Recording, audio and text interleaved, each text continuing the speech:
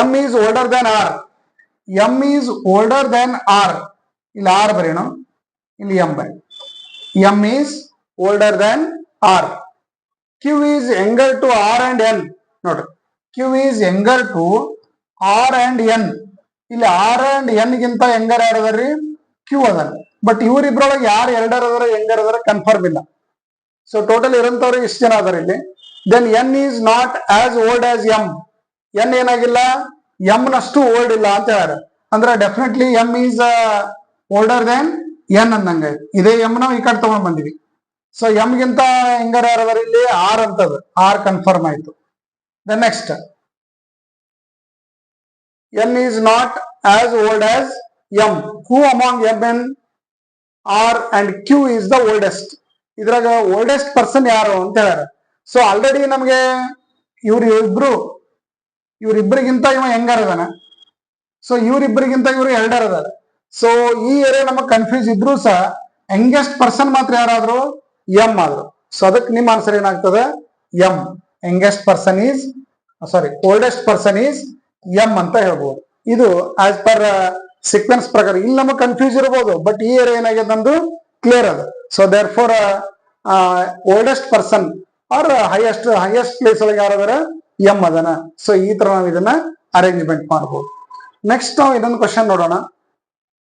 Among P Q R S T. ನೋಡ್ರಿ, among P Q R S T, S is older than R. Older than ಅಂದ್ರೆ ಹಿರಿಯರು, younger ಅಂದ್ರೆ ಕಿರಿಯರು. S is older than R. So ಮತ್ತೆ ನಾವು ಇದನ್ನ as per sequence ಪ್ರಕಾರ arrangement ಆಗ್ತದೆ. ಎಸ್ ಅಂದು ಯಾರ ಮೇಲೆ ಡಿಪೆಂಡ್ ಆಗ್ಯದ? ಆರ್ ಮೇಲೆ ಡಿಪೆಂಡ್ ಆಗ್ಯದ. S is older than R. S is older than R but not as old as T. It means younger than T ಅನ್ನಂಗಾಯ್ತು. ಈ ಮೂರ್ ಜನರದ್ದು ನಮ್ಗೆ ಕನ್ಫರ್ಮ್ ಆಯ್ತು. Q is older than only P. Listen, Q is older than only P ಅಂತ ಹೇಳ್ಯಾರ. Q is older than only P ಅಂತಂದ್ರೆ ಇಲ್ಲಿ ಪಿ ಬರೀನು, ಇಲ್ಲಿ ಕ್ಯೂ ಬರೀನು. ನೋಡ್ರಿ, ಕ್ಯೂ ಏನಾಗ್ಯಾನ? ಪಿ ಗಿಂತ ಮಾತ್ರ ದೊಡ್ಡವದಾನ, ಪಿ ಒಬ್ಬನಿಗಿಂತ ದೊಡ್ಡವದಾನ ಅಂತ ಹೇಳ್ಯಾರ. ಸೊ ಓನ್ಲಿ ಪಿ ಅಂತಂದ್ರೆ ಡೆಫಿನೆಟ್ಲಿ ಲಾಸ್ಟ್ಗೆ ಯಂಗೆಸ್ಟ್ ಪರ್ಸನ್ ಯಾರು ಅದಾರ ಅನ್ನಂಗಾಯ್ತು? ಪಿ ಅದನ. ಸೆಕೆಂಡ್ ಪ್ಲೇಸ್ ಒಳಗೆ ಯಾರು ಅದಾರ ಅನ್ನಂಗಾಯ್ತು? ಕ್ಯೂ ಅದನ. ಇವ್ರಿಬ್ಬರನ್ನ ಈ ಕಡೆ ಎಲ್ಲರೂ ಜೋಡಿಸಿದೀವಿ ಅಂತಂದ್ರೆ ಇವರೆಲ್ಲ ಏನಾಗ್ತಾರಂದ್ರೆ ಕ್ಯೂ ಗಿಂತ ಸಣ್ಣವರಾಗ್ಲಿಕ್ಕೆ ಚಾನ್ಸ್ ಇರುತ್ತೆ. ಅದಕ್ಕೆ P is only youngest person in the group ಅಂದಾಗ ಡೆಫಿನೆಟ್ಲಿ ಸೆಕೆಂಡ್ ಪ್ಲೇಸ್ ಯಾರ್ದೈತಿ ಅನ್ನಂಗಾಯ್ತು? ಕ್ಯೂ ಐತಿ. ಫಸ್ಟ್ ಪ್ಲೇಸ್ ಯಾರ್ದೈತಿ? ಪಿ ಐತಿ. ನೋಡ್ರಿ ಏನಂತ ಹೇಳ್ಯಾರ ಇಲ್ಲಿ? Q is older than only P ಅಂತ ಹೇಳ್ಯಾರ. ಓನ್ಲಿ ಪಿ ಗಿಂತ ಅಷ್ಟೇ ಓಲ್ಡರ್ ಅದಾನಂತಂದ್ರೆ remaining members all are older than Q. So therefore ನಮಗೆ ಕ್ವಶನ್ ಕೇಳ್ಯಾರ, who is youngest in the group ಅಂತ ಕೇಳ್ಯಾರ. Who is youngest in the group ಅಂತಂದ್ರೆ definitely P is youngest in the group ಅಂತ ಹೇಳ್ಬಹುದು. So ಈ ತರ ನೀವು ಇದನ್ನ ಅರೇಂಜ್ಮೆಂಟ್ ಮಾಡಬಹುದು. ಇಲ್ಲ ಅಂತಂದ್ರೆ ಈ greater than less than symbol ಗಳನ್ನ ಯೂಸ್ ಮಾಡಿ ನಾವು ಆನ್ಸರ್ ಮಾಡಬಹುದು. ಬೆಟರ್ ಅಂತಂದ್ರೆ ಈ ಲೈನ್ ಗಳನ್ನ ಹಾಕಿನೇ ನೀವು ಆನ್ಸರ್ ಮಾಡೋದು ಬೆಸ್ಟ್ ಮೆಥಡ್ ಅಂತ ಹೇಳ್ಬಹುದು. ಈಗ ಇನ್ನೊಂದು ಕ್ವಶನ್ ನೋಡೋಣ. ಇವೆಲ್ಲ ಟೈಪ್ ಸಿಂಪಲ್ ಕ್ವಶನ್ಗಳು ಇವೆಲ್ಲ. ನೆಕ್ಸ್ಟ್ ಇನ್ನೊಂದು ಕ್ವಶನ್ ನೋಡೋದಾದ್ರೆ, among A B C D E, ನೋಡ್ರಿ 5 members are in the group.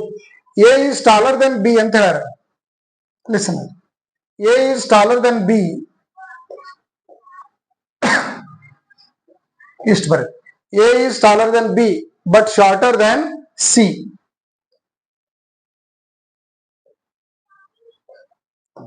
A is taller than B but shorter than C. ಈಗ 3 ಮಂದಿದ ಏನಾಯ್ತು ಸ್ಟೇಟ್ಮೆಂಟ್ ಇಲ್ಲಿ ಆಸ್ ಪರ್ ಸೀಕ್ವೆನ್ಸ್ ಪ್ರಕಾರ ನಾವು ಅರೇಂಜ್ಮೆಂಟ್ ಮಾಡಿದೀವಿ. ಈಗ B is taller than only E ಅಂತ ಹೇಳಿ. B is taller than only E ಅಂತಂದ್ರೆ ಡೆಫಿನೆಟ್ಲಿ ಬಿ ಗಿಂತ ಕೆಳಗೆ ಯಾರು ಇರ್ಬೇಕು? ಇ ಒಬ್ಬನೇ ಇರ್ಬೇಕು, ಮತ್ತೆ ಯಾರು ಇರಬಾರ್ದು. B is taller than only E ಅಂತ ಹೇಳಿ. So definitely B is taller than E. So C is not the tallest person. C is not the tallest person ಅಂತಂದ್ರೆ ಈಗ ಇವ್ 4 ಮಂದಿ ಒಳಗೆ ಟಾಲೆಸ್ಟ್ ಪರ್ಸನ್ ಯಾರದಾರ? ಸಿನೇ ಅದನ. But C is not the tallest person ಅಂದ್ರೆ ಇನ್ನೊಬ್ರು ಯಾರೋ ಸಿ ಗಿಂತ ಟಾಲರ್ ಇರಬಹುದು ಅಂತ ಅರ್ಥ. ಸೊ ಯಾರೋ ಒಬ್ರು ಅದಾರ. ಈಗ ನೀವು ಆಸ್ ಪರ್ ಸೀಕ್ವೆನ್ಸ್ ಪ್ರಕಾರ ಇವ್ರು ಅರೇಂಜ್ಮೆಂಟ್ ಮಾಡಿವಿ. ಇನ್ನು ಉಳಿದವ್ರು ಯಾರು ನೋಡ್ರಿ? A B C D. ನೋಡ್ರಿ, ಎ ಬಿ ಸಿ ಇ ಬರ್ದಿವಿ. ಈಗ ಉಳಿದಿದ್ದ ಪ್ಲೇಸ್ ಯಾರ್ದದ? ಈಗ ಇದು ಡಿ ಅದು. ನೋಡ್ರಿ, among them will be in the middle if they stand in the order of their height as per height ಪ್ರಕಾರ ಇವ್ರು ನಿಂತಾಗ ಎಕ್ಸಾಕ್ಟ್ಲಿ ಮಿಡಲ್ ಬರುವಂತ ವ್ಯಕ್ತಿ ಯಾರದಾರ? Exactly middle ಯಾರದಾರ? ಈಗ ಎ ಅದನ.